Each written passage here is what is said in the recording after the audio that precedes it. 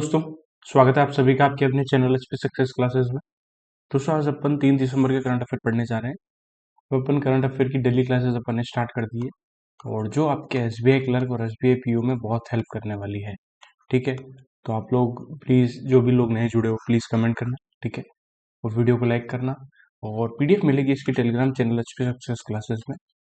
अब अपन सारी चीज़ें रेगुलर करने वाले हैं, weekly current affair, monthly current affair. ठीक है, और टॉपिक वाइज भी, जैसे आईबीपीएस क्लर्क के लिए मैंने टॉपिक वाइज करवाए थे, एसबीआई क्लर्क के लिए मैं ज़रूर करवाऊंगा।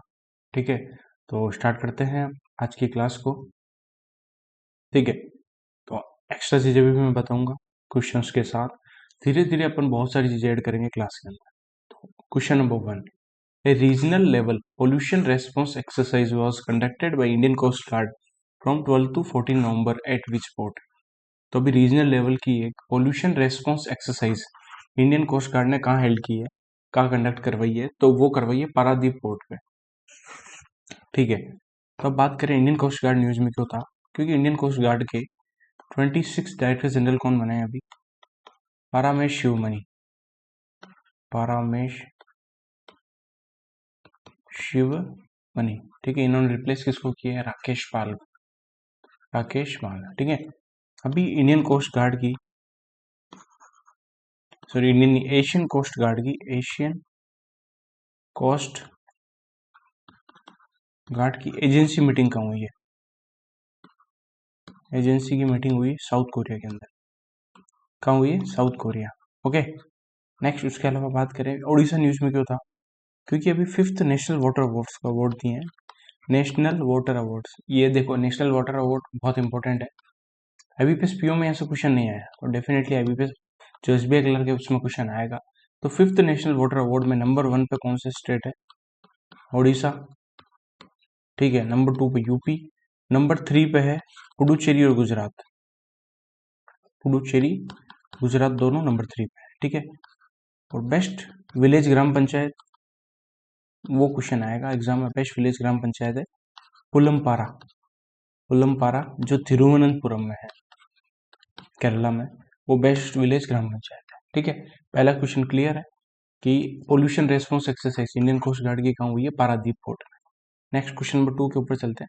कौन से टेनिस प्लेयर ने अभी रिसेंटली नवंबर के अंदर प्रोफेशनल टेनिस से रिटायरमेंट लिया है? तो वो लिया है प्रजनेश गुणेश्वरन ने। ठीक है, तो प्रजनेश गुणेश्वरन ने लिया है अभी। ठीक है, रिटायरमेंट। ओके, तो अभी बात कर रहे हैं लिएंडर पेस और विजय अमृतराज न्यूज में क्यों थे रिसेंटली? काफी इंपॉर्टेंट न्यूज में थे, इसलिए मैं रिवाइज करवा रहा हूँ। इनको international tennis hall of fame में ऐड किया है। International tennis hall of fame में ऐड किया है इनको। ठीक है, सुमित नागाल न्यूज में क्यों थे? क्योंकि इनको बैंक ऑफ बड़ौदा के ब्रांड एम्बेसडर बनाया है। बैंक ऑफ बड़ौदा के अभी जो ब्रांड एम्बेसडर है मास्टर स्ट्रोक के अंदर, वो किसको बनाया? मास्टर स्ट्रोक एक कैंपेन के अंदर, तो वो है द गॉड सचिन तेंदुलकर। ठीक है, और गरुड़ा एयरोस्पेस के कौन है brand ambassador? M S Dhoni. ठीक है, क्लियर है यहाँ तक। और देखो प्रजनेश गुणेश्वरन ने अभी, इन्होंने ब्रॉन्ज मेडल जीता था सिंगल टाइटल में टेनिस में 2018 में जकार्ता एशियन गेम्स में।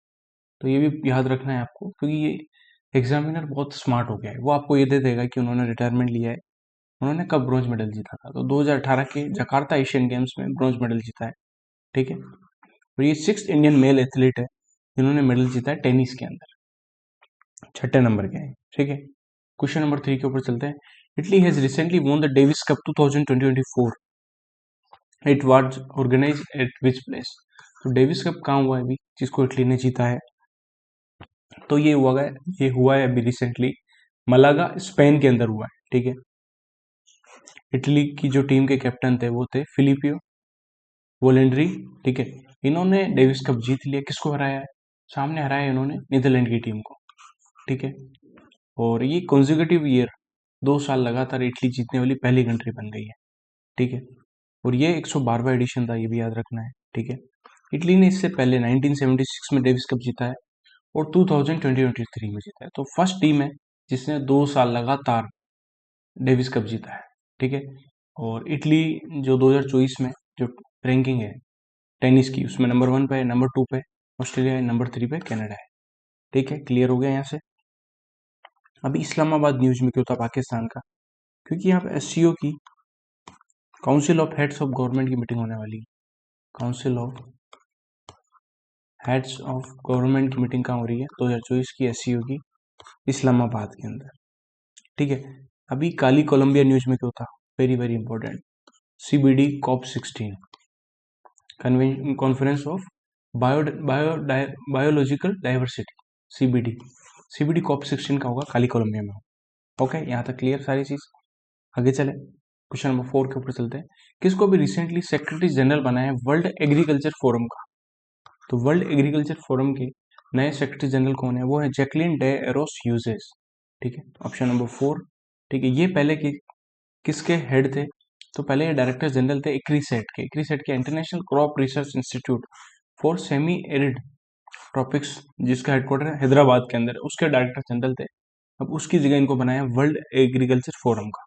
ठीक है, तो जो इक्रीसेट है उसको कौन हेड करेगा, अभी इंटरिम रूप से तो हेड करेगा जो डेप्यूटी डायरेक्टर जनरल थे स्टैनफोर्ड ब्लेड, वो करेंगे। बट डायरेक्टर जनरल डेजिग्नेट कर दिया है हिमांशु पाठक को, जो 2025 में डायरेक्टर जनरल बनेंगे इक्रीसेट के। ठीक है, अभी एलेस्टर कुक, एबी डिविलियर्स और नीतू डेविड न्यूज में क्यों थे, क्योंकि इनको आईसीसी हॉल ऑफ फेम में ऐड किया है। इंटरनेशनल क्रिकेट कमेटी ने, आईसीसी ने हॉल ऑफ फेम में ऐड किया है इनको। ठीक है, ये भी याद रखना। एलेस्टर कुक इंग्लैंड से हैं, एबी डिविलियर्स साउथ अफ्रीका से है, नीतू डेविड इंडियन स्पिनर थे, इंडियन लेफ्ट आर्म स्पिनर। ठीक है, एबी डिविलियर्स को मिस्टर 360 भी बोलते हैं। ठीक है, यहाँ तक सारी चीज क्लियर। आगे चले, क्वेश्चन नंबर 5 के ऊपर, किसने अभी 7th addition of JCB prize जीता है लिटरेचर के अंदर, तो लिटरेचर के अंदर जेसीबी प्राइज का 7वां एडिशन किसने जीता है, कौन सी बुक ने जीता है, तो वो जीता है Lorenzo searches for the meaning of life. ठीक है, इसके ऑथर कौन है, इसके ऑथर है उपमन्यु चटर्जी, दोनों तरीके से आपको याद रखना है। ठीक है, और इस बुक को पब्लिश किया है स्पीकिंग टाइगर बुक्स ने। ओके, और ये जो अवार्ड सेरेमनी हुई है, जेसीबी इंडिया का हेडक्वार्टर है बल्लभगढ़ फरीदाबाद में, वहीं पे ये अवार्ड मिला है। ठीक है, कैश प्राइस कितना मिलता है ये इंपॉर्टेंट है, क्योंकि इस टाइप से क्वेश्चन आ जाता है, अभी आया है IBPSPO के अंदर 25 लाख का कैश प्राइस मिलता है। ठीक है, और ट्रॉफी का नाम है मिरर मेल्टिंग, ट्रॉफी का नाम क्या है, मिरर मेल्टिंग, जिसको डिजाइन किए दिल्ली आर्टिस्ट ठुकराल एंड टागरा ने। ठीक है, लास्ट ईयर 2023 में जीता था फायरबर्ड ने, पेरुमुल मुरुगल ने। ठीक है, तो अभी कौन जीता है, Lorenzo searches for meaning of the life, Upamanyu Chatterjee ने 7th जेसीबी प्राइज जीता है लिटरेचर के अंदर, और इसमें प्राइस कितना है 25 लाख का। Okay, crystal clear. और अभी रिसेंटली पेन प्रिंटर प्राइज किसने जीता है, पेन प्रिंटर प्राइज कौन सी बुक है, राइटर ऑफ करेज के लिए, राइटर ऑफ करेज के लिए वो जीता है अरुणधति रॉय ने, अरुणधति रॉय। ठीक है, अभी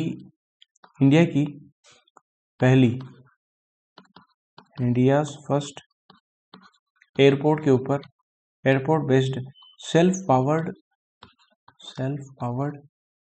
air quality, self powered air quality monitoring facility कहाँ स्टार्ट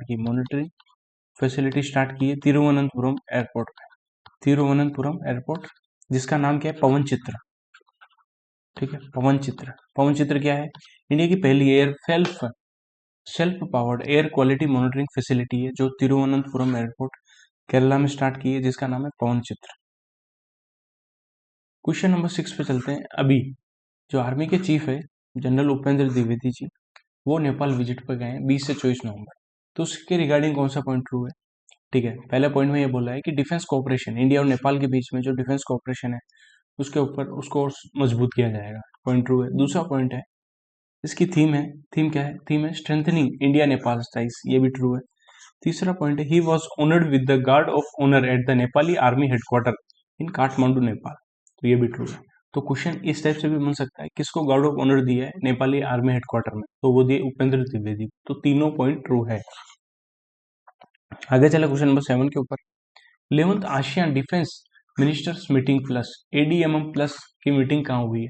तो देखो आसियान समिट कौन होस्ट कर रहा है इस बार? तो लाओस कर रहा है, तो लाओस के अंदर ही होगी, ऑब्वियसली बात है। वियंटियन जो लाओस की कैपिटल है वहीं हो रही है, ठीक है। अब बात करें रिसेंटली एशियन डेवलपमेंट बैंक का लेटेस्ट मेंबर 69th मेंबर कौन बना है? वो बना है इजराइल, ठीक है। अब बात करें SCO का 10th मेंबर कौन बना है रिसेंटली? वो बना है बेलारूस, ओके।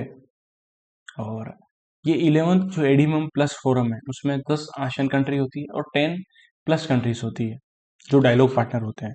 और तिमोर लेस्टे जो नई कंट्री बनी है, आसियान का नया मेंबर बना है अभी, ठीक है। 8 डायलॉग पार्टनर में कौन कौन है? India, China, Russia, Japan, south Korea, Australia, New Zealand and USA है, ये डायलॉग पार्टनर है, ठीक है। धीरे धीरे फ्लो में आएंगे ना तो जो सेशन है काफ़ी इंटरेस्टिंग होगा, काफ़ी सारी चीज़ें आपको अपने आप याद होती जाएगी।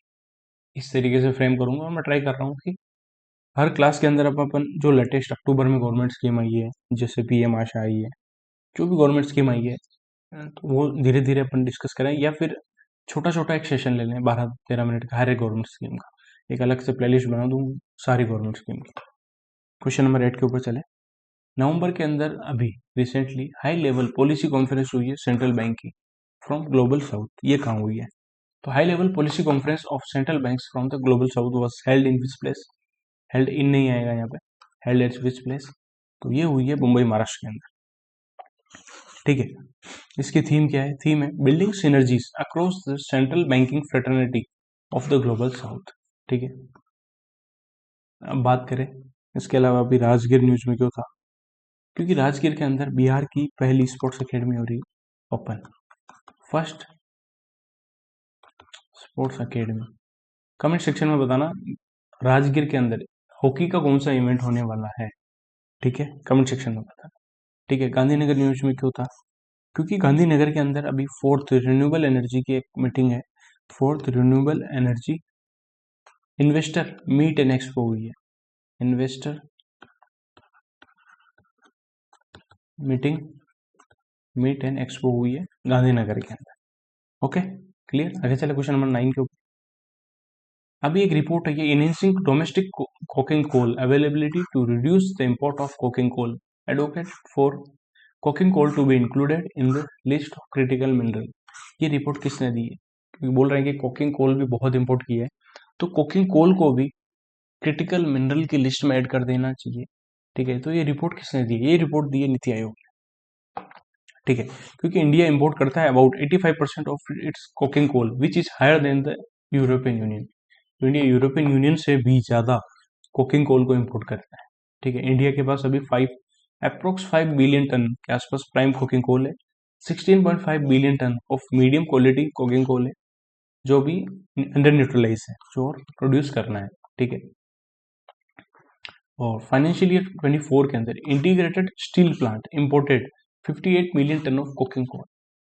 तो इंटीग्रेटेड स्टील प्लांट ने कितना कोकिंग कोल इंपोर्ट किया? 58 मिलियन टन, तो बहुत ज़्यादा है। तो इसीलिए नीति आयोग ने रिपोर्ट दी है, इसने बोला है कि ये सब है, कोकिंग कोल भी काफ़ी कम है इंडिया में, तो इसको भी क्रिटिकल मिनरल के अंदर ऐड करना है, क्लियर। क्वेश्चन नंबर 10 के ऊपर चलते हैं। अभी किरण रिजिजू ने इनोग्रेट की conference of chairperson of state and UT health committee held in new Delhi. He launched which application in that conference? तो देखो अभी ये कॉन्फ्रेंस हुई है, conference of chairperson of state and UT health committee new Delhi में हुई है। वहां पर एक एप्लीकेशन लॉन्च किया है किरण रिजिजू ने, उसका नाम क्या है? उसका नाम है हज सुविधा एप्लीकेशन 2.0, ठीक है। हज कमेटी के लिए कौन जिम्मेदार है? हज कमेटी का जो इम्प्लीमेंटिंग मिनिस्ट्री कौन है? वो है मिनिस्ट्री ऑफ माइनॉरिटी अफेयर, अपन ने पहले ही पढ़ा था, ठीक है। किरण रिजिजू साहब ने हज सुविधा एप्लीकेशन 2.0 लॉन्च किया है, aimed at enhancing the pilgrimage experience for smoother travel, ठीक है। अब इसको बनाया किसने, डेवलप किसने किया? Developed by Bhaskaracharya institute for space application and geo informatics, BISAGN, जो मिनिस्ट्री ऑफ माइनॉरिटी अफेयर के अंदर आता है, तो Bhaskaracharya institute of application and geo informatics, इन्होंने हज सुविधा एप्लीकेशन 2.0 बनाया। ओके, आगे चले। अभी गेल लिमिटेड एंड एडनॉक, जो अबू धाबी की कंपनी है गैस की, has recently signed a sale and purchase agreement for how many years? For the delivery of up to 0.5 million metric ton per annum of LNG gas। तो कितने साल का agreement किया है गेल और एडनॉक ने? ठीक है, 0.5 MMTP है LNG गैस के लिए, तो 10 साल का एग्रीमेंट किया है। ओके, और अभी बात करें रिसेंटली विजिलेंस अवेयरनेस वीक मनाया गया। विजिलेंस अवेयरनेस वीक मनाया गया। कब से कब तक मनाया गया? वो मनाया 28 अक्टूबर से 3 नवंबर तक मनाया गया। ठीक है, इसकी थीम क्या है? थीम है इसकी culture of integrity, culture of integrity for Nations prosperity, for Nations prosperity. Okay, ये इसकी थीम है। ओके, अब चलते हैं बैंकिंग अवेयरनेस के ऊपर।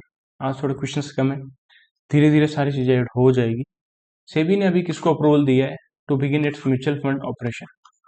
तो म्यूचुअल फंड का ऑपरेशन स्टार्ट करने के लिए नवंबर के अंदर सेबी ने किसको दिया? ये दिया है यूनिफी एसेट मैनेजमेंट को। ओके, क्वेश्चन नंबर 2, कौन से पब्लिक सेक्टर बैंक ने अभी रिसेंटली ज्वाइन किया partnership for carbon accounting financial? PCAF को ज्वाइन करने वाला कौन सा बैंक है? सबसे पहले किया था यूनियन बैंक ऑफ इंडिया ने, अभी किया है पंजाब नेशनल बैंक। इसके अंदर ये है PCAF को आपने ज्वाइन कर लिया है। तो PNB commits to using global standard for measuring and disclosing green house gas emissions link to lending and investment activities. जो भी ग्रीन हाउस गैसेस इमिशन से जो लिंक्ड है, जो भी आपने इन्वेस्टमेंट लेंडिंग की है, उसको डिस्क्लोज करना है अगर आप PCAF के पार्टनर है तो। ठीक है, ये सब बताना है आपको। और जो PCAF है ये ग्लोबल इनिशिएटिव है, 2015 में बनाया है by 14 Dutch financial institution under the leadership of the Hague based ASN bank. तो मेन लीडर कौन था जिसने PCAF बनाया? वो है ASN bank, Netherland based. Okay, अब थोड़ी सी अपन RBI की पेनल्टी याद कर लेते हैं यार। पंजाब नेशनल बैंक के ऊपर RBI ने KYC से रिलेटेड 1.31 करोड़ की पेनल्टी लगाई थी। यूको बैंक पे 2.68 करोड़ की पेनल्टी लगाई थी। HDFC बैंक पे 1 करोड़ की पेनल्टी लगाई है, और एक्सिस बैंक उसके ऊपर लगाई है 1.91 करोड़। ओके, और पंजाब नेशनल बैंक के नए MD CEO कौन बनने वाले हैं? वो बनने वाले हैं अशोक चंद्र। ओके, क्वेश्चन नंबर 3 के ऊपर चलते हैं, last question. What amount of fund was recently infused by Reserve Bank of India into the banking system through a variable repo rate as the weighted average call rate increased 23 basis point above the policy repo rate at 6.73%। तो variable repo rate के through RBI ने कितना fund infuse किया है banking system के अंदर? तो वो क्या, 25,000 करोड़। ओके, अमाउंट याद रखनी है अपन। Okay, thank you for watching this video. Please video को लाइक करना है और टेलीग्राम चैनल ज्वाइन कर लो। आगे सेशन बहुत ही मजेदार होंगे, डोंट वरी। SBI क्लर्क की गारंटी मैं ले रहा हूँ, ठीक है, don't worry. Okay, good luck, have a nice day, thank you for watching this video. मिलते हैं नेक्स्ट क्लास। जय श्री राम।